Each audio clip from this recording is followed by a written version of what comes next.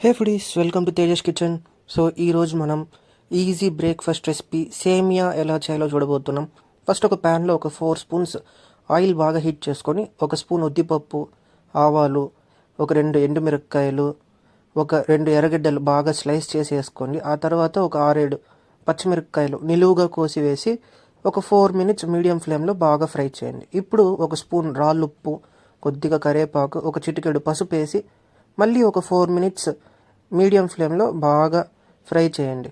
ఆ తరువాత ఒక 3.5 గ్లాసులు నీళ్లు యాడ్ చేసి ఒకసారి బాగా మిక్స్ చేసి ఒక 5 మినిట్స్ హై ఫ్లేమ్లో బాగా మరగనివ్వండి. ఇప్పుడు బాగా మరిగినాక ఒక 250 గ్రాములు రోస్టెడ్ సేమియాని ఇందులో వేసుకొని బాగా మిక్స్ చేయండి. ఇప్పుడు బాగా మిక్స్ చేసిన తర్వాత ఒక మూత పెట్టి ఇది క్లోజ్ చేసేసి ఒక 6 minutes medium to high flame మధ్య బాగా ఉడకాలన్నమాట. సో ఉడికిన తర్వాత ఒకసారి ఫైనల్ మిక్స్ ఇచ్చేసి స్టవ్ ఆపేయండి. అంతే, టేస్టీ సేమియా తయారు.